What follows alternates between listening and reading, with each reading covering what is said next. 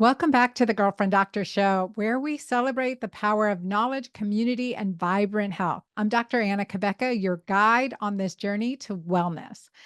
Today, we're wrapping up our World Menopause Day series with two incredible conversations that we had live and interactive.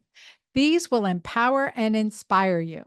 First, we'll dive into a lively discussion with my dear friend and colleague, Dani Williamson, who is a functional medicine provider in Nashville, Tennessee. And she shares her insights on hormone optimization and the transformative roles of peptides in reducing inflammation. We'll also explore how managing inflammation, EMFs, and setting boundaries can lead to a smoother menopause experience. Then we'll shift gears and head to heart health with my dear friend and colleague, Cynthia Thurlow. She is a wellness influencer, nurse practitioner, and an expert in hormonal health and intermittent fasting and metabolic diseases and syndrome. We'll uncover the critical heart health markers every woman should know, and also the impact of lifestyle choices on our cardiovascular well being. So grab your favorite cup of tea, settle in, and let's embark on this journey together. Hey, you guys, Dr. Anna Cabeca. I am back. I'm a triple board certified gynecologist and obstetrician, and I have been working with women for hormones and optimizing hormone therapy for over 30 years now, over 30 years. So I was diagnosed with early menopause at age 39 and told I would never be able to have another child. I reversed that and had a naturally conceived the child I was told I would never be able to have when I was 41 years old. So empowering ourselves to optimize our hormones and balance our hormones is why I'm here, and bringing you my not only like amazing practitioners, providers, influencers in the hormone and menopause space, but also some of my closest and dearest friends. And I'm so excited to be here with you guys today. And I want to bring in Dani Williamson. And she is a functional medicine provider, and she has been empowering people in her community, spreading the word and here she is. Hello, beautiful. How are you? With that back. Hello there. Good gosh, my hair takes up the entire screen here. Let me pull that back a little bit. There we go. I love it. I love it. Gorgeous as usual. Gorgeous as usual. Well, first of all, congratulations. Last night you just had your big event.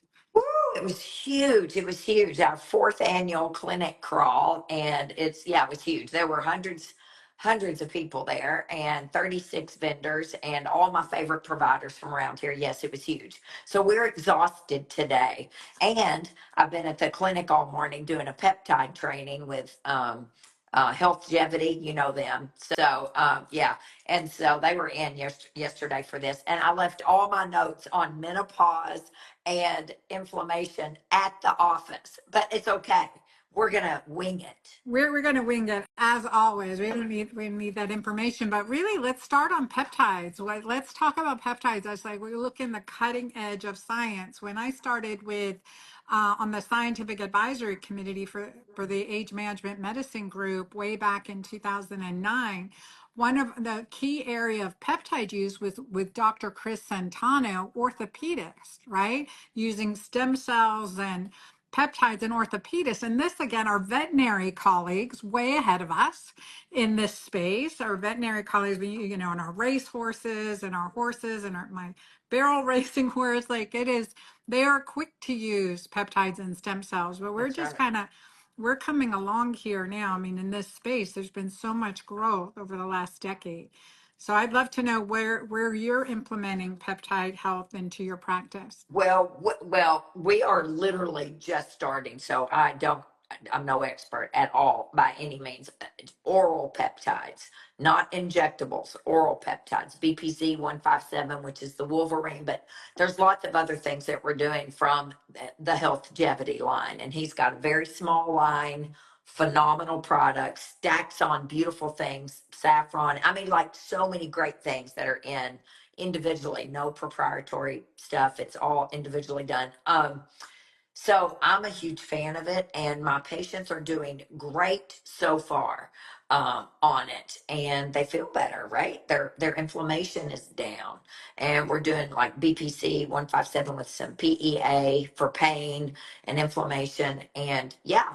I mean, and I think for menopause, I don't know enough about it yet for menopause to talk about it, but I mean, it stands to reason that if you're lowering inflammation, no matter how you're doing it, right, you're going to get through menopause easier. My patients who have the least inflammation in their bodies are the ones who go through menopause with less chaos. Exactly. And I think that's so important. I always say the devil's pitchfork is inflammation, hormone imbalance, and adrenal dysfunction, Amen. right?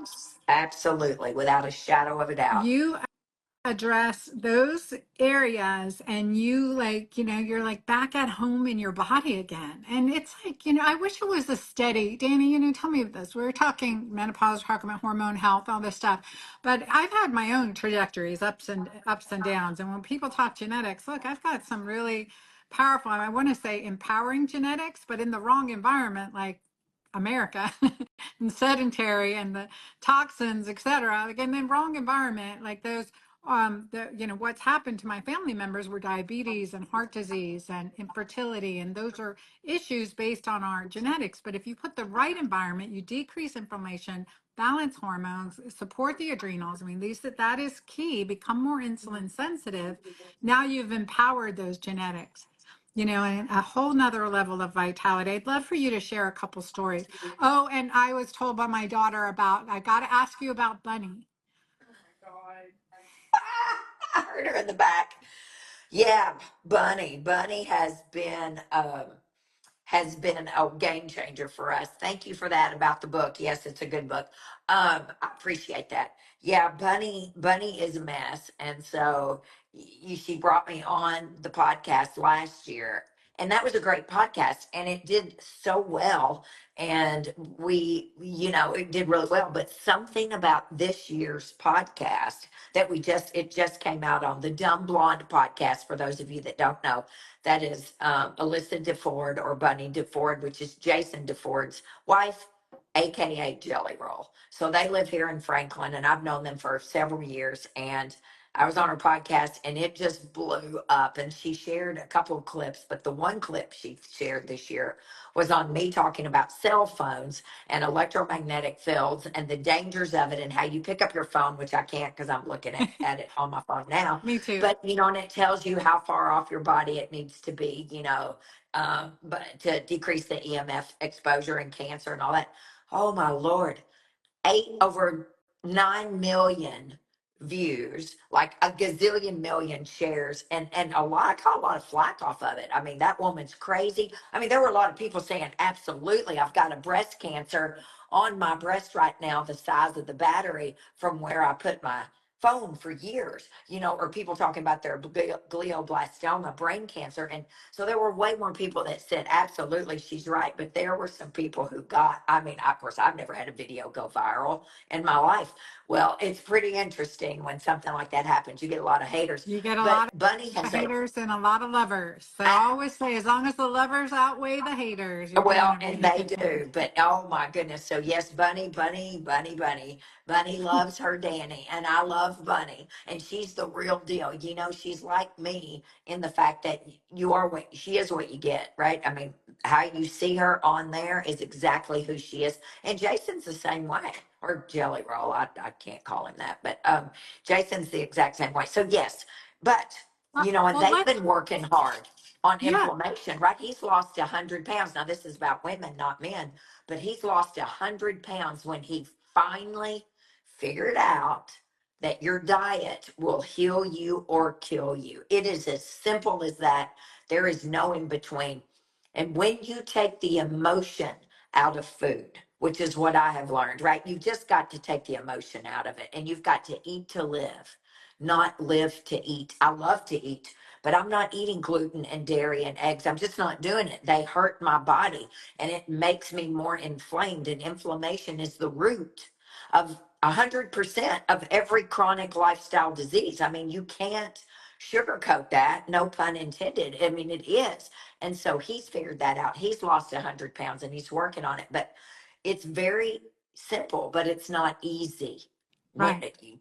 right? It's not easy. But the inflammation and menopause, the inflamed people have the hardest time through menopause. Don't you see that? Oh my, absolutely, absolutely. And that's the insulin resistance, that's, the inflammation, that's the high cortisol, the high glucose. So getting all of that. I want to emphasize a couple things that you've said. First of all, you said take the emotion out of eating. And I would say out of eating and out of drinking, Oh, right? amen. Alcohol and emotion and all of that and understanding. It's been marketing misinformation to drink a glass of wine every day. So we're going to eliminate Well, that. for Take sure the at night. at For sure at night to night. help you sleep. I mean, if you're going to drink a glass of wine every day and I don't, we need to start about right now, 1 or 2 in the afternoon. Have a glass of wine with some food. Let's do it. I've got liquid I know chlorophyll in here. I'm so I've got my fun. Mighty Maca keto I green know, right? smoothie. I So should have had my mighty maca in here, but I was running late. But and that way the alcohol's metabolized and all of that, and it's done by the time you go to bed. That's a huge because it is a hundred misconception. percent a sleep disruptor. 100% a sleep disruptor, and that blood sugar is gonna crash. You're gonna wake up between 2 and 4, 2 and 3, 1 and 3 in the morning. Yeah, there's not one condition that I say you need to drink a glass or two of wine before you go to bed at night. I mean, I just don't say it, Yeah, because it is definitely going to disrupt your a sleep. 100%. Now I want to backtrack to what you said about cell phones. Now I think what's really important to understand, like when I was in med school in Miami, I went to an osteopathic medical school where your son's at an osteopathic medical school right now. Yep. So well, this is back in 1991 when I started medical school at the University of Miami. There was a collaborative event. So I went to Nova Southeastern, but we did a collaborative event with the University of Miami, and they had an integrative presentation. So I was 23 years old or 24 years old or whatever I was then. And so this was my first year in med school. Here's this integrative discussion. And one of the things they showed in 1991 was cell phones and tumors. They showed the glioblastoma. They showed the breast in 1991. So what's that, 33 years ago? Yep. Something like, am I doing the math right? So a long time ago. So on the breast, on the thigh, where they kept the cell phone. So this is over 30 years. So now we see generational effect. What do we see in the coming generation? Because things are this is my pet peeve. This is my pet peeve with the FDA among 1,000 others, but they don't do generational trials. They allow things into our society, into our ecosystem, into our environment without doing generational trials. And so what happens now to the fetuses in the womb? What happens to their neurologic development? And just the chemicals that are introduced. So they're not studying. So did we study any of that with any recent injections that were given or mandated? Second generation, third generation, not even animal trials. They at least need to require animal trials. But we've seen this now for 30 years as a human experience. But way back then, it said I think it was 10 years later, that Apple, all the iPhone users, how to put that disclaimer you're talking about on the what's it called, the information or It's disclosures. yeah, it's under the generals setting, under legal and regulatory. Nobody knows it's there. And then it says RF exposure on it. And you click that and it tells you, yeah, they're covered when your son gets a glioblastoma or gets a testicular cancer from keeping their phone in their pocket. It's huge. And the American Academy of Pediatrics has it on their website. They talk all about keeping your phones off the family jewels. It's all on there, but yeah, people are very emotional about it. And yeah, anyway, I got called everything. Tinfoil hat. I'm like, I can't even wear a tinfoil hat. My hair's too big for a tinfoil hat. I don't, but yeah, But and so wait, I have a metal roof on my house. And did you know metal roof help block that Wi-Fi exposure? So it decreases. And I didn't realize that. I'm very glad. So on my daughter's house, I'm going to be putting a metal roof on her house too for protection of my grandbaby at some point or another. Plus they're better in hurricane weather. But anyway, but like some of us already are thinking about that. absolutely. Amen to that. So if I'd had children now instead of 27, 28 years ago, I would have also been really in tune with all of this, but I wasn't. These kids are sitting here with those tablets in front of them, nonstop, and those EMFs are just emitting. It's the same at bedtime, right? At night. So going through menopause, because I know this is World Menopause Day, you will have an easier time at bedtime if the bed is for one thing or two things only: sleep and sex. Period. No computers, no TVs, no cell phones, no wireless routers, none of that in the bedroom. It's got to be a sanctuary. We cannot get rid of these electromagnetic fields and these toxins during the day, right? We're sitting in front of lights right now. We're sitting in front of a phone and all this mess. But at bedtime, your bedroom has got to be a sanctuary, and it will help you as you're going through menopause. That will help decrease the inflammatory toxic burden, allostatic load, whatever you want to call it, in your I body, know you're making right? It's not, me switch my glasses right I now. I'm know, going to put my I'm, blue light blockers on. Let's do it. Thank I've you, got, mine are Dani. Thank you. filthy, mine are filthy, You so know, I it can takes barely see. community. We got to do this together, right? We got to do this together. And I think that we don't realize, like we didn't realize that, the Wi-Fi also creates spikes in cortisol. So if you have Absolutely. Wi-Fi at night, that's causing cortisol spikes, disrupting sleep, but also that's also contributing to this inflammation. So this is such important information, the hidden causes of inflammation within our body, which when we have inflammation, we have leaky cell membranes and we see diseases. Let's just talk about some of the symptoms, especially in perimenopause, like the brain fog, the memory loss, the mood swings, the loss of libido. You take it from here, Dani. Well, yeah, I mean, the loss of libido, the joint pain, right? The bloating, the gas, the fatigue, the brain fog, I think is the biggest, right? I have patients tell me, I'm losing my mind, Dani. I think I'm getting dementia. No, you're not. You are not getting dementia. You're not. This is a hormone shift. This is inflammation, all of that. I mean, every symptom out there, right, is associated with migraines. I guess we said headaches. Yeah. What else? What else? Take it. Yeah, everything. I mean, I think that's exactly right. It's also rapid aging, graying of Yes. hair, wrinkles, Yes. Yes. things that, vaginal dryness, but all the gut stuff, right? Leaky Yeah. membranes, dementia, etc. I heard oh, good Lord, Christiane Northrup, probably 20 years ago. I was at a conference in Chicago, 15 years ago, I guess. And she said, menopause is an honor and a privilege and a rite of passage denied by many women. They never live this long to go through menopause. And I tell women this every day, and they like roll their eyes. And I know, Dani, it's an honor and a privilege. Every hot flash, every dry vagina, it's an honor and a privilege. And it is. Because if you live this long, and if we are blessed enough to live this long, it is an honor and a privilege. We all know women who have died before they ever got to experience menopause. And I am telling you, like things like Dr. Anna has and all the things we talk about, if you can get through the season of perimenopause and menopause, and then you're on the other side, there is such liberation in menopause that it is, oh my gosh, this is the best. I mean, I'm going to be 59 in January, so I've got one more year left in my 50s. And well, you too, we're the same Yeah, age. Yeah. yeah. I'll Yeah. be And 50, yep, 59 in yeah. July. Yeah. So I'm a little bit older than you, but it is such an honor and a privilege to go through menopause. And I want women to know that yes, it can be rocky. Even the least less inflamed or least inflamed woman out there, it's still like this. I mean, that's the season, but you can definitely make it less chaotic with things like what Dr. Anna Cabeca has. I mean, the mighty maca, holy cow, is a game changer for the menopausal season there and after. I mean, long after.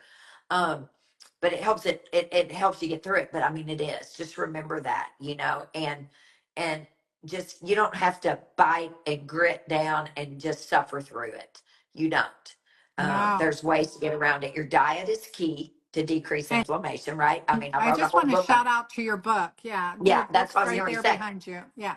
Yeah, right here. You got to eat well, sleep well, move well, poop well, de stress well, and commune well. And this is a part of community right here, but this is not your face-to-face, eyeball-to-eyeball Skin girlfriend community, like your real to people, skin. Yeah. skin to skin, eye to eye. That's community. But yeah, I mean, those, and nobody has those 6 steps to healing all going at the same time, right? But the diet and the sleep, man, when you eat well and sleep well, and I think sleep well is just as important as eat well, because you'll never eat well if you don't sleep well. Right. You can't out eat poor sleep habits. I mean, you really can't. And then same thing with poop well. How many times, Dana, you reverse this all the time too. I have clients come in, oh, I've been constipated in 30 years. I mean, I don't remember I was constipated as a child. Like it's normal to have one bowel movement. I mean, let me tell you, that's creating inflammation. That's creating reabsorptions and toxicity. And so this is so crucial to have at least, 1 to 2. I mean, we should eat and poop. If you're eating and not pooping, another day, I mean, it's toxic. So that Exactly has to right. be addressed. Any pearls, On and pooping. any pearls Well, on yeah, you need to pooping? you I'm need just to poop laughing like your before poodle. I finishing. got a poodle, like a standard poodle, big old black poodle right below me here, sitting right here below me. I always tell people you got to poop like the poodle. Eat and poop, right? Eat and poop, and be thrilled about it. But use a squatty potty. I've got a squatty potty in every bathroom here, and every bathroom at the office has a squatty potty in it, which helps bring your feet up a little bit. You've got to stay hydrated. The number one reason I think, probably, I mean, we'd have to look this up, for not constipation, oftentimes is simply dehydration. Drink half your body weight in ounces in water. If you're 200 pounds, you need 100 ounces a day of water. So till your urine is like very clear. I mean, that's the Absolutely. thing. That is a good gauge. We got a question about how do you suggest carrying your cell phone? So I want to know what you use, Dani, but I use Defender Shields fanny pack. Okay, I want them to make it in like a metallic gold, but or a leather. But anyway, so I just use this. It has a silver, um, whatever that material is Yeah. on the Yeah. backside to your body, so it prevents the EMF coming into your body. So often use this, put my phone in this, and definitely don't sleep with my phone No, close to me. distance, say this is my phone. Distance is your friend when it comes to electromagnetic fields, right? The further away you are from this right here, the better, minimum of 6 feet. Well, you got to I mean, you got to carry your phone and all that.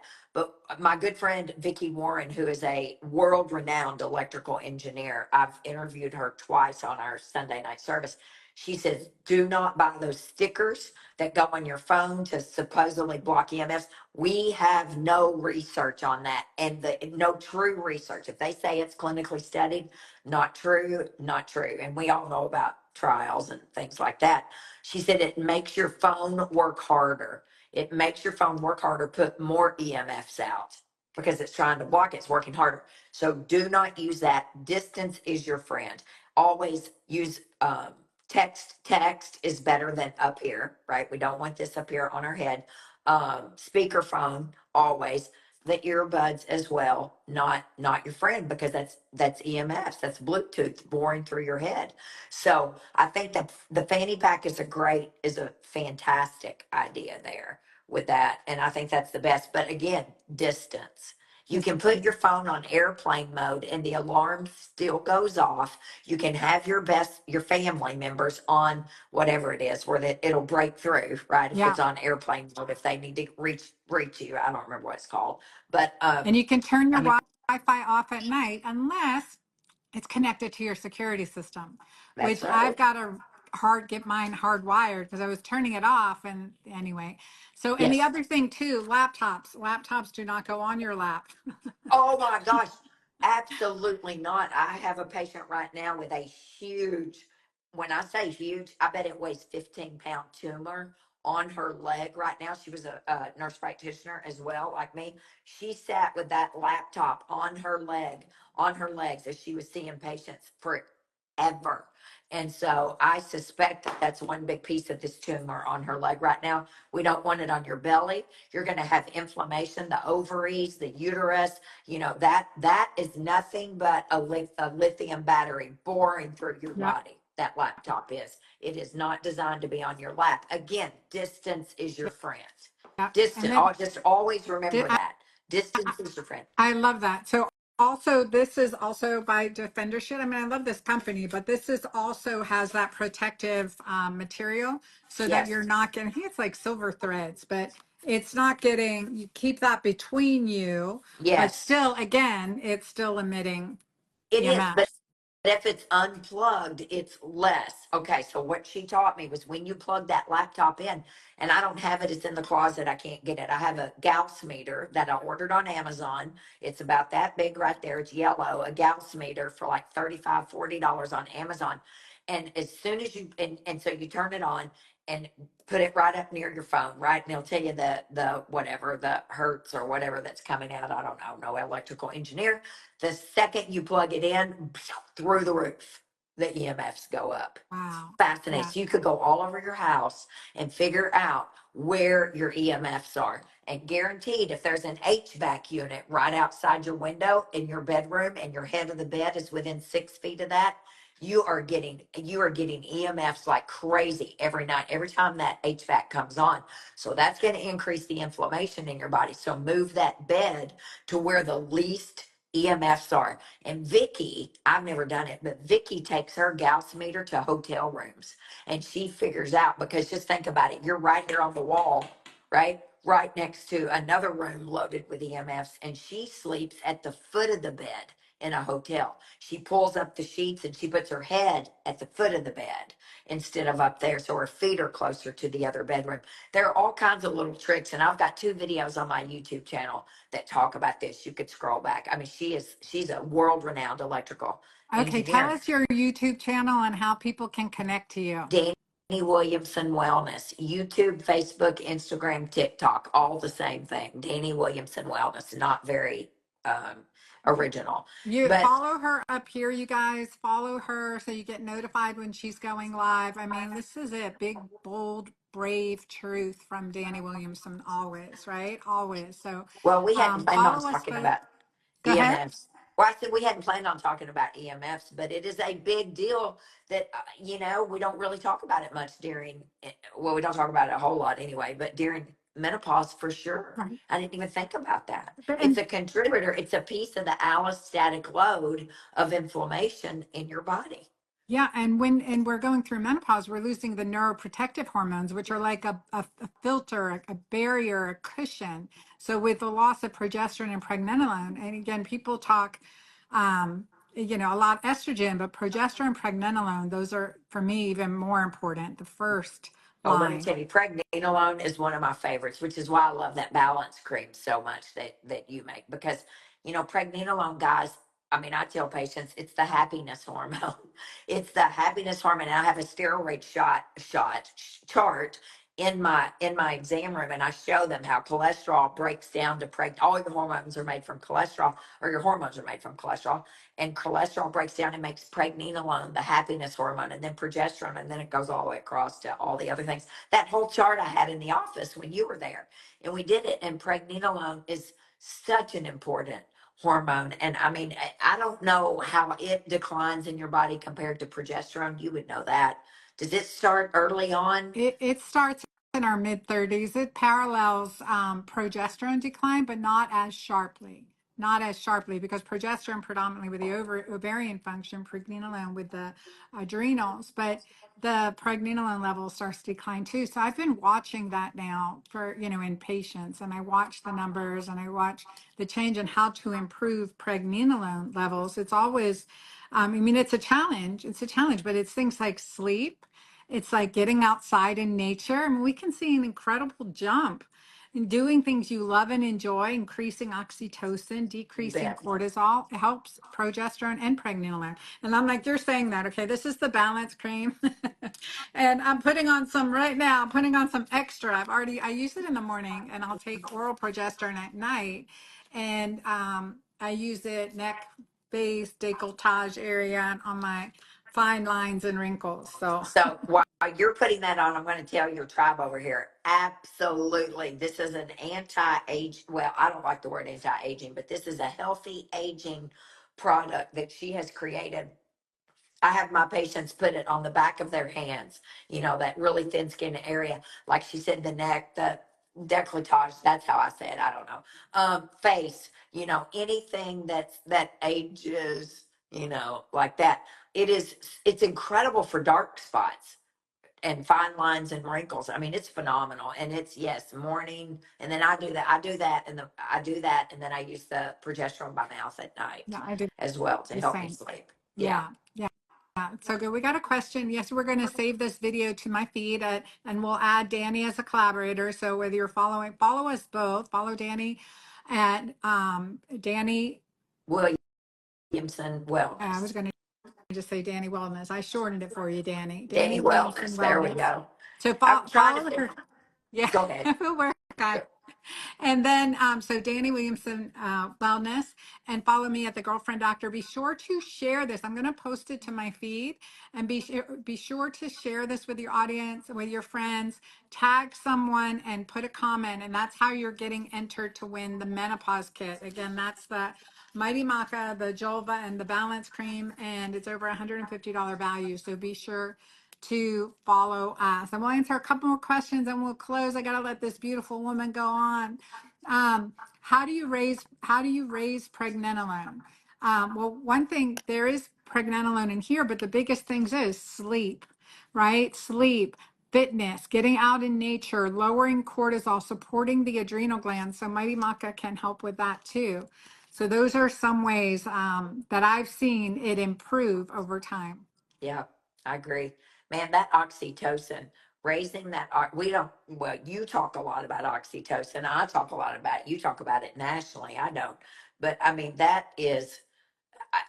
it's key, right? When you get that oxytocin going, that love hormone, that, oh my gosh, you hug somebody, I mean, an orgasm, right? Whatever, a nice bath, a walk in nature, just grounding out there, hugging your dog, getting kissed by your dog, just releasing that oxytocin. I mean, it's fascinating when you slow down enough as women, right? We don't slow down enough. When you automate, eliminate, and delegate the things out of your life, especially as you age, it is so much more important. It's so important to AED your life, right? Bring your life back to life, bring your body back to life. Automate, eliminate, and delegate everything you can. And I am telling you, when you do that, you create a life that you have no desire to escape from. And it's hard work. It's hard automating, eliminating, delegating, setting boundaries, and telling people no. And this season is a really hard season for women, to where we feel like we have to host Thanksgiving and Christmas. But I'm here to tell you right now, don't do it now because we're on the phone here, but if you don't want to host Thanksgiving this year, if you don't want to host Christmas, if it causes you problems, then you send out a group message right now to your people and say, you know what, guys, I love every one of you, but I can't host Thanksgiving this year. It's not in it for me. I'm not in it. I can't do it, but I'll be glad to support anyone who wants to host it. But I'm out this year. Trust me on this one. If it Yeah. causes you stress, have the be strong enough to stand up and say, I can't do it, because you may or may not be the head of the household. Anna and I are the head of the households right here, but you set the tone for the entire home the second Right. you walk through that door. And if you are so overcommitted and just stressed, there's no margin in your life and no boundaries, then you know what? That's on us. That's on nobody but us. If I hadn't wanted to do this today, I would have told Anna Cabeca, I'm sorry, I can't do it. I don't have the bandwidth for it. And you have the right to say that. I'm sorry, I'm taking You know, over. I apologize, but this is such everything we've talked about today, Dani. I love our conversation. I always love our conversations with you. I definitely have loved what we've hit on. You hit AED, like the automate, eliminate. eliminate, and delegate. I mean, that is critical, and that you set the tone for your home. I mean, that means so much to me as a single mom and Bet. breadwinner for my family. I'm feeling like, it was 2017 when I poured everything earlier into Jolva, and I was renting my house to go camping so that I could Airbnb my house to make rent payments. I mean, like that there's some terror in here. That was just 7 years ago, Dani. And I so know. like there's that sense I got to keep doing, I got to keep earning, I got to keep making. And all, and then you have to realize, then what's left for me?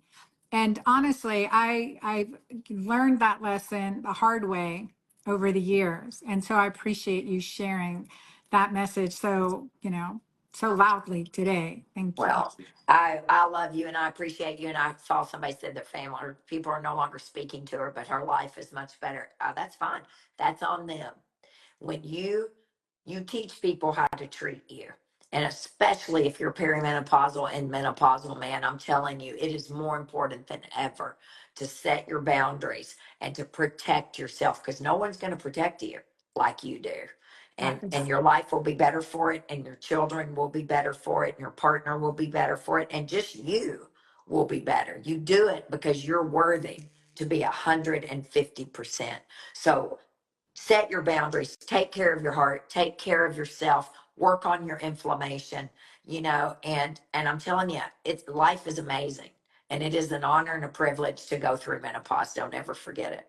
That is right. That is right. Dani, thank you so much for being here today. And, I'm going to bring you back on the podcast too. I'm going to actually keep this. I'm telling Amira right now, we're going to make this a podcast episode. I mean, this is what I want everyone to hear. And we'll post this again. There was a question Jamie had typed in on Instagram. She said, what type of oral progesterone are you using? Oral progesterone is always prescription. It's always prescription. So we use bioidentical oral form. I mean, Prometrium is the one that's been most well known. It's in a peanut oil, but your compound, now there's so many generics, sometimes you don't know what fillers are with the progesterone, but then you can also specifically compound it in a cleaner way as an oral progesterone. That's right. That's how I do mine. But if a patient has to use their insurance and we don't have a choice, then we do Prometrium, right? And I tell them, look, there are worse things that could happen out there. But if you have a peanut allergy or a peanut sensitivity, you would not take that. Okay. I don't know why it's packed in peanut oil, but whatever. So Yeah, part of the that's, patent. So, that's right. but it's a good one. It's a good one. It is. It is. Yeah, it is so good. Well, thank you so much. I love Thanks, you, Dani. I can sis. talk to you Happy forever. World Menopause Day. Happy World Menopause Day. All right. God bless you all. Till next Thank you. time. Hello, welcome back. It is World Menopause Day. I am Dr. Anna Cabeca, and right now we're going to be talking about the heart health, women's heart health, and menopause. And I'm bringing on a dear friend of mine who you probably already know. If you haven't listened to her Everyday Wellness podcast, you have got to tune in and listen. So Cynthia Thurlow, she is an incredible influencer, educated in the space in all things wellness, everyday wellness, but definitely hormonal health, intermittent fasting, and also her recent series on her podcast, Everyday Wellness. She had done a series on cardiovascular health and lipid management. So since we are talking about heart health and menopause, and I've been doing these lives all day, I've got on my walking treadmill here. So I'm walking backwards on the treadmill. So let me bring Cynthia on. Let's see. I don't see her yet, so she'll be popping on any second here, so we'll get her to join. But I'll show you my setup right now. So here is like my working space. I've got my little walking treadmill going here. And because you got to get a certain number of steps a day. If we can get 10,000 steps a day, that's really amazing. And when I start, what gets measured gets managed, right? You guys hear that saying a lot. So what gets measured gets managed. And when I started measuring my steps, I'm realizing how few they are working in my little house, how, few steps I was making on a daily basis, even though I was working out, like doing my boxing routine or going to the gym. I wasn't getting my steps in. So I really made a commitment to get at least 6,000 steps a day, but ideally average 10,000 steps a day over a weekly basis. And that is my goal, my heart health goal. So let's bring, and you guys, you can ask us anything. You can ask us anything today. Specifically, we are talking about heart health. Cynthia, thank you so much for joining us. And I know you're at a meeting, and yet you come on. I got on the treadmill. I'm like, we're talking heart health. I better Yeah. get off my Chiscus.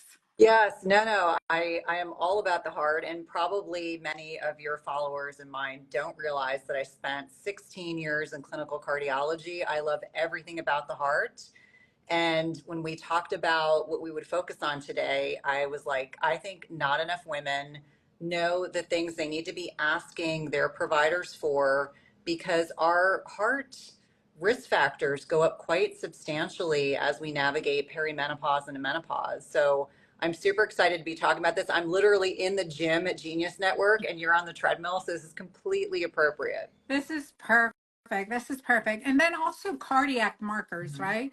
So first of all, menopause is a risk factor for heart disease. That's the first thing that we need to become, and that's like menopause, your risk of heart disease increases significantly, diabetes, hypertension, metabolic diseases, etc. So what are some things that you've seen over time, and you plus in your years of working in the cardiology wards, the the end stage disease, but like how much of that is preventable?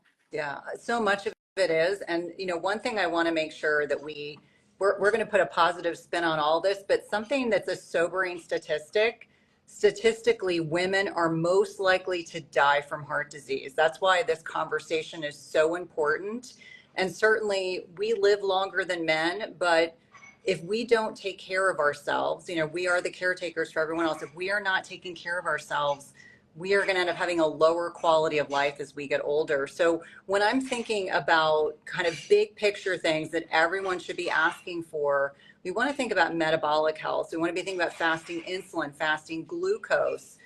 Fasting insulin is cheap and inexpensive, and it is oftentimes the first biomarker that will dysregulate. So as we are navigating early perimenopause into the later stages of perimenopause and menopause, we are losing insulin sensitivity, which means our metabolic health markers are going to start changing. I also think about our lipid panel. So a standard lipid panel, in many instances, I don't really worry about those numbers, but I start thinking about what are your triglycerides? Your triglycerides should be less than 75 or even 50. I did a whole lipid series with Dr. Tom Dayspring.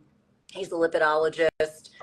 He kind of focused in on women in menopause when he was still practicing clinically. But an elevated triglycerides, like we used to talk about 150 or above, but really if you're over 100, over 75, it's a marker that you may be consuming too much carbohydrate. And that in and of itself, carbs aren't bad, but it's the processed carbs that get us into trouble. So as women, we want to see that marker less than 75, even 50. We also want to see our HDL greater than 55. Sometimes this can be lifestyle mediated. Sometimes it can be diet mediated. Some of it can play genetics, but I'm going to talk about two other markers that are critically important that every woman watching this needs to ask for. One is ApoB. Before ApoB, we go there, though, yeah. Cynthia, I really want to talk about that marker for insulin, because Mhm. low insulin and fasting insulins, I like to see them less than 7. Yes. Normal is like, in the high teens for fasting insulin. And we don't want to be normal. We want to be optimal. So look at that fasting insulin level, below 10 for sure. But I honestly don't like to see it. If it's fasting and I've had you do a 12-hour fast before I do your labs, it really needs to be like 5, 6, or 7, or, Yeah, I sometimes. like to see them between 2 and 5. So that's 2 to 5 milligrams per deciliter. Fasting glucose. So this is something that is done on a standard basal metabolic panel. It is like common to have this done. A fasting glucose should be less than 90. It is not normal to have a fasting glucose between 90 to 99. It actually increases your development or potential for development of diabetes by 30%. That's Dr. Robert Lustig's data. So a fasting glucose should be 70 to 85 is ideally the range I like to see it in. Obviously it changes after you eat, but when you wake up in the morning, your fasting glucose should not be 105, 110. I see a lot of women that their Right. lab values get completely blown off by their well-meaning, I have to believe they're well-meaning internists, et cetera, that maybe aren't seeing the data that we're looking at, that that sleeping sliding scale of like, you know, we go from being insulin sensitive, where our cells know what to do when we consume food, and they help to effectively move. Insulin's a hormone that's like lock and key, moving glucose into a cell. They go from being very efficient to being much less efficient as we're getting older. So really, really important. And I'm glad that you stopped me to make sure I talked about those values. Sometimes I get a little bit ahead of myself because those lipid values can sometimes be a little bit tricky. I know we want to go into the nuances, but everyone has these tests on any labs they've done, especially, you know, I mean, I think, you know, we do them, we don't do them enough, in fact. But triglycerides is another one. So let's talk about that. I agree with you. I like to see triglyceride in the 50s or, you know, and definitely less than 75. But in the norm, you know, that is the normal range. We'll say even over 100 is okay for triglycerides, and it's never okay. No. It's never okay. No. So getting the triglycerides in a healthy optimal range and HDL definitely greater than 50 in women. I mean, we have to look at these nuances between women's labs and men's labs too, which didn't used to be held into account. And in certain labs, they still don't take that into account. Was this a male or a female? You know, I mean, it really makes a difference. So what is causing those high triglycerides, and what do you like to do to lower them? Yeah, so number one, almost always mediated by diet. There are some genetic susceptibilities. There are people walking around that have triglycerides in the 500 to 1,000 range. They generally have some genetically mediated things, but most of us that have a triglyceride level of 150, 200, it's the alcohol. It is the processed sugars. It is the you know, the bread, the pasta, it's the processed sugars. It's not per se a sweet potato, although most of us eat too many of the wrong types of carbs. So generally alcohol and processed carbs seem to be the first primary things that I see driving it. Obviously, if you're physically sedentary, like you're not doing any physical activity, like Dr. Anna right now is walking on the treadmill. I think it's Backwards. Good backwards. for the glutes. That's a butt lift, right? Walking backwards. I I am love doing a that. butt lift exercise while we're Yes. talking. Yes, well, and that's good for our brains, right? You know, you have to be thinking, and the proprioception, so your body knows where you are in time and space. So two big things about triglycerides: almost always processed sugars, candy, junk food, all of it. If you have a high triglyceride value, that is fixable. Unless you are part of that small subsect of the population that it's genetically mediated, then we have to talk about other concerns. But for most people, it's diet and nutrition mediated. So again, I go back to what we got away with in our 20s and 30s. We just can't get away with in our 40s, 50s, and beyond. And so this is why I think it's so important to have these conversations, because more often than not, what I see clinically is a traditional lipid panel is done, and then they are giving you a hard time because your total cholesterol is 220, which I don't even worry about. Actually, if your total cholesterol is too low, and by that I mean under 100, it's a marker of morbidity and mortality. So you don't want your total cholesterol to be too low. I used to reduce patients' statins when I saw that, and I used to get in trouble. Having said that, an LDL, I don't worry a lot about LDL, except that it oftentimes, if I see that, you know, and it depends on the lab that you're looking at. If your LDL's, you know, 150, 200, 250, that'll generally send off bells and whistles. Your provider may say to you that they want you to consider statin therapy. And in someone who doesn't have heart disease, doesn't have diabetes, I would say time out. We need to do more lab work, because an LDL is just one piece of a puzzle, and there's other markers that we want to look at to get more information. And I'm sure Dr. Anna is going to want me to talk about those two special blood tests, but also talk about some diagnostics, which I think can be very, very helpful. I'm glad it's not my dogs. I'm not at home. Usually it's my dogs that are barking during lives. But it goes without saying that there's lots of things we can do before we ever entertain the possibility of medication. There's a time and a place for it. And if you have documented peripheral vascular disease, cardiovascular disease, carotid artery disease, or diabetes, we're not telling you to make any changes. We're just bringing awareness to some of these topics that I just don't think get enough focus or emphasis.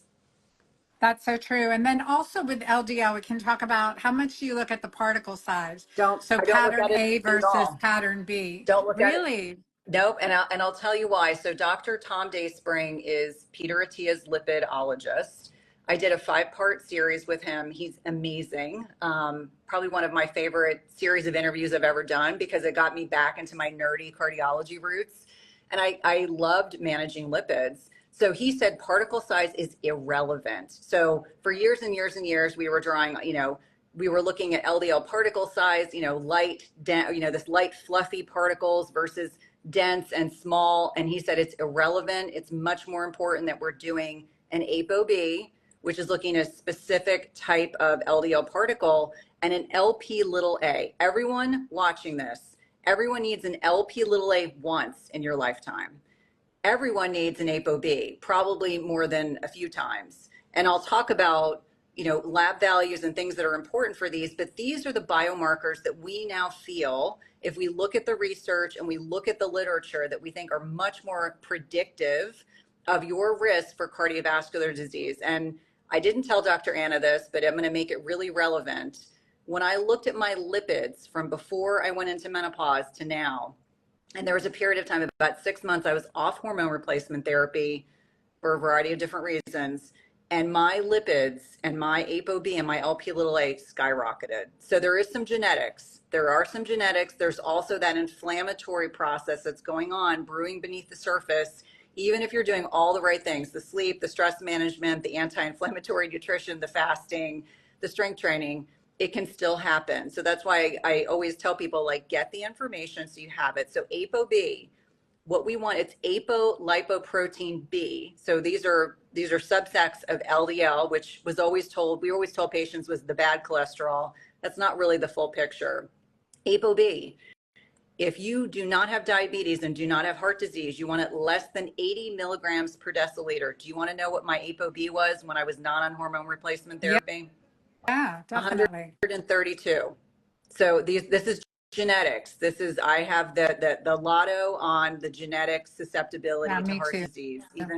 Yep. So that's genetics. But now on medication, which we can talk about, my lipids are pristine. So we're back to where we need to be. Now, LP little a is a one and done test. So my kids, my husband have all had this done once. Their LP little a is completely within a normal range. And we'll talk about what that means. You want it less than 30. That's what you want. What you don't want to see is a greater than 50. And of course mine was, because I have this greater propensity for heart disease. And so we're doing that's so important, because your family eating the same things as you're eating, yes. and they're even eating more even, but Yep. and their levels are fine. So it's this epigenetics piece, which is so powerful. And I do want to emphasize what you said about, okay, you went off hormones, and your number skyrocketed, cholesterol skyrocketed, et cetera, because our hormones are derived from cholesterol. Yep. And so there's a compensatory mechanism here too that was probably happening. Thyroid, progesterone, estrogen, all of that interrelates to our cholesterol. Okay, so your LP little a was that high. It was so high that my functional medicine doc, who we are all friends, said to me, we're going to work on your ApoB first. So let me just back up. ApoB, we want less than 80. The ApoB, if you have heart disease or cardiovascular disease or diabetes, you want it less than 60, probably around 50. So you see that important distinction.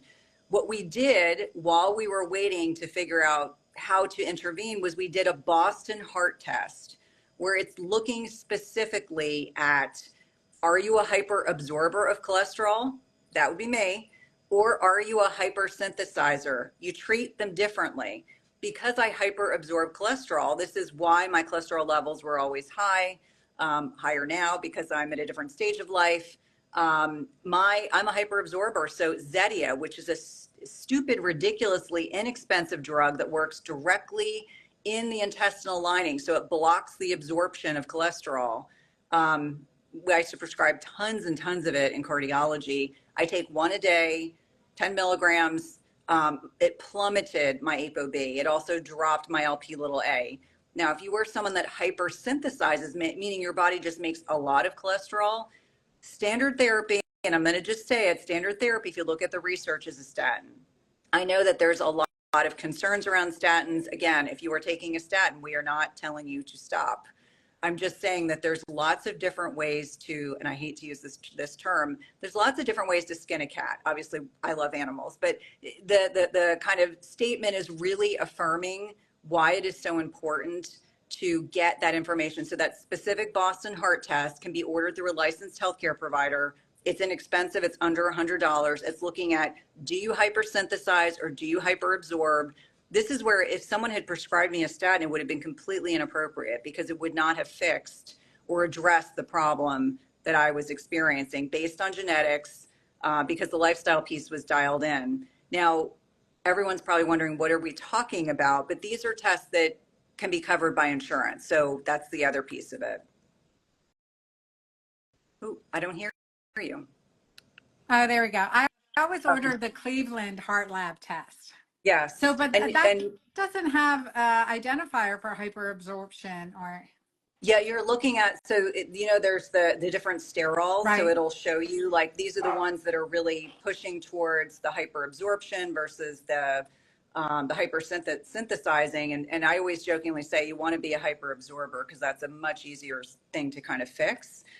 With that being said, I can't tell you how many people I have advised in conjunction with their licensed healthcare providers to allow them to, and there's other things that you can do, like I take red yeast rice in conjunction with the Zetia, and we try. And CoQ10, Yep, right? CoQ10. Not to ever take it without. Correct. Red yeast rice with CoQ10. Yep, and then the other thing is there's other like old drugs like Welchol, that it's cholestyramine. I mean, it's so old that you have to take like 6 tablets a day. Well, I'm such a big hyperabsorber that I could only tolerate 1 a day. And then we had a big laugh about it because he said, if I ever needed to know you're a hyperabsorber, the fact that taking 2 pills gives you constipation tells me like it just shuts everything down. So there's lots of different ways to address this. But I think for everyone listening and watching, understanding that beyond that, the other things that I think about are, obviously, if you're having symptoms, you need to see a cardiologist. If you're not having symptoms and you're just looking for a baseline risk assessment, there's the coronary artery calcification, usually about $100, not a ton of exposure to radiation. And what you're looking for is a score of 0. Also called a CT calcium score. Well, if you do the calcium CT angio, yeah. So sometimes they're done separately. So usually they call it the CAC, the CAC, coronary artery calcification is a little different. But if you're concerned about, like as an example, the CAC, the coronary artery calcification score, that doesn't rule out like soft plaque. So if you're really concerned, if you're at greater risk or you have a terrible family history or you're diabetic, a CT angio is going to be very, very helpful because that will be able to see the soft plaque. And that's the stuff for women. We know that there's a lot that is different for us as women. We tend to have smaller blood vessels. We tend to have greater propensity for some, different types of conduction disorders in our bodies. Obviously, going into menopause, we're more likely to develop AFib, atrial fibrillation. And so there's diagnostic studies that you can look at. Usually they start with the coronary artery calcification or the CAC. If they have greater concerns, if that's not 0, then you need to be asking for a CT angio. The other thing is, I think doing special tests of the carotid arteries just as a baseline can be helpful. There's carotid ultrasounds, which is kind of like the standard, and then there's a carotid intimal medial thickening. So it's CIMT. So usually you have to see a special cardiologist, usually someone or an integrative medicine physician that's going to be able to interpret that. So I've had all of those tests done. Thankfully, everything was 0 or within normal limits. But for a lot of people that are trying to make a determination about whether or not they need to go on a statin, I would want to do all of those things and then have a discussion with your provider. I'm not saying that a statin might not be what is indicated. I'll just use that term if you look at the research. But I know that there's so many side effects. I think for many of us, I didn't love the idea of being on lifelong medication for anything, like at all. But again, what do more women die from in menopause? It's heart disease. So you have to take these things seriously. You have to take the lifestyle seriously. And, hopefully this additional information is information that's going to be beneficial so that women are empowered to be able to go to their healthcare team and say, hey, I'm aware these tests are out there. The CAC may not be covered by insurance. Certainly the special carotid ultrasound was not, but I think it was either $100 or $150. So not terribly expensive and actually less expensive than a lot of the like Dutch testing that we do, a lot of the other stool testing, advanced stuff that we do that oftentimes is not covered by insurance. Right. Anna, are you ordering these tests for your patients? I'm sure you probably So are. yeah, definitely. And plus, especially like to get the CT calcium score, you want to look at the correct calcium scores. Mhm. And I like that because you can cash pay and it's like Yep. $150, where, it used to be it's 1,000 if they bill your insurance and your insurance doesn't cover it. So we do that. I used to do CIMT measurements myself, Awesome. and I haven't started those back up, but I will order those. And then, of course, everyone gets a cardio IQ. So, and the other test that I found really empowering, because all my numbers too were excellent, but my Prevencio test, looking at certain cardiac peptides. Have you done that one yet? I have not. I think I'm learning about something new today. You have Prevencio. So Prevencio.com or something like that. I'll send you information on it, Okay. but it looks at heart age and it looks at peptides. And that was way abnormal for me, but everything else was great. I went to Mark Houston's in Nashville because both my parents, my mom had a bypass surgery at age 52. I've got all the Wow. genetics, Yeah. but with normal cholesterol, I have all those genetics. And so so I went through Mark Houston 2-day cardiac evaluation. So that's where I learned about the addition of the Prevencio test. And so it looks at heart age. It's, I think, $189 cash pay test, but it looks at certain peptides. So I'm watching the research on that, but it was interesting because it raised some red flags Yeah. because, okay, well, what else is going on? What could be under the surface that we can't see or visualize that could be causing Yeah. problems. So Yeah. And I think yeah, it's just so important to say that, doing all the right things, we still have some of these markers that make us a little more susceptible. And that's why for me, it's so affirming to say, okay, this is why I choose to live the lifestyle that I do, yeah, because it is that important. And I think for everyone, especially because this is National Menopause Day, it's an important day to kind of make women aware of the things that we can be doing proactively. Maybe for many of the people that are watching this live or watching the recording later, it's introducing them to concepts they've never heard of. And, for me, it's very affirming that, at this stage, like I always say, I don't practice the way I did in 2001 as I would now. And so I think for everyone listening, like, sometimes we as healthcare providers kind of stay stuck in like an old kind of antiquated paradigm. And so it's so important and so validating that we're always learning. We should always be learning because we want to offer the best to our patients, best information to our communities, and to sit on a platform and be able to help women, make good decisions and know that not every cholesterol problem, I'll put that in air quotes, necessitates a statin. Like I cannot tell you how many people every time we had 5 podcasts with Dr. Dayspring, and I would get a deluge of questions. And it was so clear that people are working off of a really old medical methodology and model that they think a statin fixes everything. And I'm like, I'm here to tell you a little bit of Zetia, it's generic, it's cheap as anything. If you are a hyperabsorber, you do not need a statin. And so I think I just want to keep reaffirming, like, if we were still in that old kind of antiquated paradigm, that is what I would have believed in for me personally. And again, not medical advice for anybody else, but just help people understand, like, you can be doing all the right things and your genetics are going to just make you a little more susceptible, which means you just have to take a couple extra steps.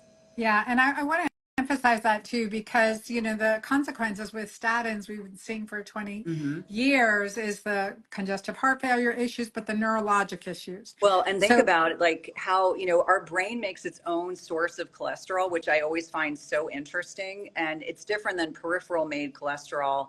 But you start to understand that every single statin agent, even the new ones that are told that they are less likely to cross the blood-brain barrier, they all cross the blood-brain barrier. So you start to think about neurocognitive effects. My dad passed in June of this year. My dad was on statins for over 20 years. I do believe that long-term statin use contributed to the degree of sarcopenia and frailty and the fall that ultimately ended his life. And so I take statins really, really seriously. I could not get my dad to entertain the possibility that it was contributing to a lot of health issues that he was having. And so I think that when we talk about statins, there's a time and a place. If you're looking at evidence-based medicine, if you come into the hospital with an acute infarct, an acute heart attack, If you've had bypass surgery, they're going to start you on a statin. That is considered to be, evidence-based medicine. It helps with plaque stabilization, but there's no medication that has no side effects. And so I just think it's helpful to have these discussions honestly, and to say you have to really look at the side effects and talk to your healthcare provider about your concerns if you do have them, and see what your options are. Yeah, and I want to just refer everyone listening, you guys, please follow Cynthia Thurlow above. Follow her, follow me at The Girlfriend Doctor, and check out our Everyday Wellness podcast and the series, the 5-episode series she did with a lipidologist. What was his name again, Cynthia? Dr. Tom Dayspring. And you want to hear something funny? He lives in my area. Like literally we live 15 minutes away from each other. So when my podcast studio is finally done, he's going to come over and we're going to do a whole Q&A, listeners' questions. He's really excited about it. It's just the podcast studio has taken a while. But yeah, he's an incredible resource. Unfortunately, he's on Twitter. Not unfortunately. He's not on Instagram. He's retired. He's brilliant. He's written textbooks. I mean, he's just an incredible, incredible human being. And so I would say if you're on Twitter, go follow him because he loves to teach. I mean, he really is an academic, loves to teach and loves to educate people. And he's a lovely person. Well, I look forward to meeting him as well. And I'm going to definitely tune into those episodes. And I have to say, there is something special about interviewing in person. This week, I've interviewed 2 people in person in my podcast studio, which is in my basement. So it's kind of creepy. It's like, come to my basement. So Cynthia, when you come to Dallas, come to my basement and we will do our podcast recording. But it's going to be fun. And then just remind me, just so I know, with looking at to figure out you're a hyper responder, you're a hyper absorber. Yep. What are we looking at for that? Yeah.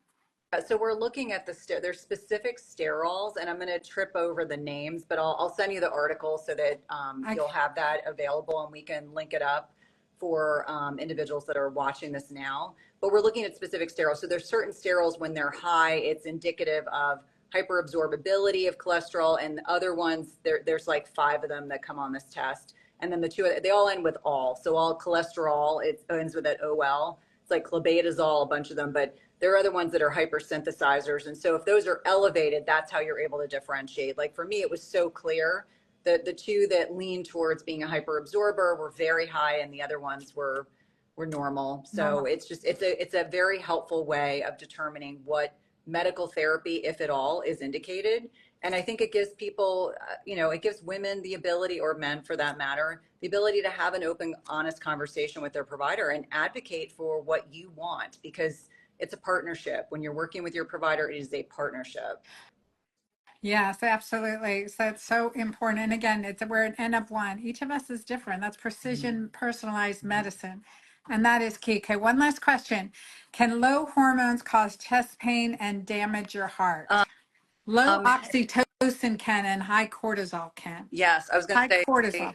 Yeah, I would say what we see with low estrogen are things like arrhythmias. So a lot of women have palpitations and then they'll have negative workup. So they'll go through wearing an event monitor, Holter monitor, nothing shows up, or if it's just, kind of benign premature beats. But what we do see in the literature is atrial fibrillation. And with the concern about atrial fibrillation, it's when the top chambers of the heart beat erratically, is that you can embolize a clot and throw it to your brain. And so it really increases your stroke risk. So I always tell women when they start having palpitations, it needs to be evaluated. It's not a joke. And so in those low estrogen settings that we see in menopause, women are much more susceptible to atrial fibrillation. There's markers on an ultrasound of the heart, the echocardiogram, that can show me if someone's going to have a harder time staying in normal sinus rhythm, which is what we are all probably hopefully doing right now when our heart is beating properly. But the atrial fibrillation is pesky. It can be bothersome. The concern is stroke risk. And so I take that really seriously. But the research really demonstrates that's why women, especially around the holidays, I would say older menopausal women, it was very common for me to see they would have a lot of alcohol around the holidays, and then they would get what we called holiday heart. And when they got holiday heart, they were more likely to end up being hospitalized for atrial fibrillation. So I'm sure we could have a whole separate conversation talking about alcohol. I know. Yeah. But yeah, definitely. That's what I typically saw, were a lot of arrhythmias. And so the atrial fibrillation being the one we want to avoid. Yeah, and I would just say, because that concept of stress for me at age 38, post-traumatic stress, age 38, 39, I had post-traumatic stress and I had a stroke, a mini stroke. I didn't really realize at the time, but I had drooping of one side of my face. And I was just looking at a picture this morning from that time, and I could see where my lip had drooped. Like it took a while for it to, symmetrize, gain symmetry again. But that high cortisol, that is a biggie. And you combine that with hormonal insufficiency, and as Cynthia, you're saying, with the arrhythmia and stroke risk. I mean, pay attention. Our body's always telling us what's going on. Yeah. Thank you so much. Okay, tell everyone how to find you. Definitely follow you guys. Tag, share. You want to share this episode. And we'll be giving away a couple more menopause bundles, menopause success bundles today. So awesome. Well, always good to connect with you, Dr. Anna. So www.cynthiathurlow.com. I'm active on Instagram. I have an amazing podcast, Everyday Wellness. Dr. Anna was just on and people loved our discussion. We did a Q&A. I'm kind of everywhere. I've got a book on intermittent fasting in women, but easiest just to go to the website. You can connect with us. Yes. Yeah. A couple TED Talks. And I'm working on book number 2, which will be all about the gut microbiome and perimenopause and menopause. So much to talk about there. And there was someone in the chat that was asking about more information about heart health. I am endeavoring to find a female cardiologist. I haven't found one yet, but my goal is to bring one on so that we can talk specifically about heart disease risk. There's lots of male integrative med cardiologists, but I want to bring a female on because I think we have a different understanding of our bodies. It's true. Once you've gone through it yourself, too, a seasoned female. Yes. One, there's a lot of wisdom in that. So absolutely. Yeah, and then definitely Everyday Wellness podcast, that 5 section episodes on lipidology and the heart health. I mean, it's so important. Thank you so much for bringing this information. You go back to Genius Network, share, all right. Tell everyone I Bye, say everybody. hello. All right. Bye, everybody. All right. Thank Bye-bye. you. Thank you, Bye-bye. guys. Thanks for being here. You guys, it's such a powerful discussion that we have with Cynthia. So you're going to want to listen to this again, and we'll save it to the feed. You want to listen to this, take notes. Thank you for joining us on the Girlfriend Doctor Show. I hope today's episode has filled you with inspiration and practical tools to navigate menopause with confidence and grace. Remember, whether it's through understanding the power of peptides, as we discussed with Dani Williamson, or embracing heart health insights, as we talked about with Cynthia Thurlow, you have the power to transform your health journey. Keep exploring, keep asking questions, and most importantly, keep supporting each other in this vibrant community. Don't forget to check out our resources, including the Menopause Success Kit, and stay connected with us for more empowering discussions. Until next time, stay vibrant, stay informed, and remember, you are not alone on this journey. I'm Dr. Anna Cabeca, and I'm here to support you every step of the way. Take care, God bless, and see you next time. Thanks for watching another episode of the Girlfriend Doctor podcast. Check out all the links below for more.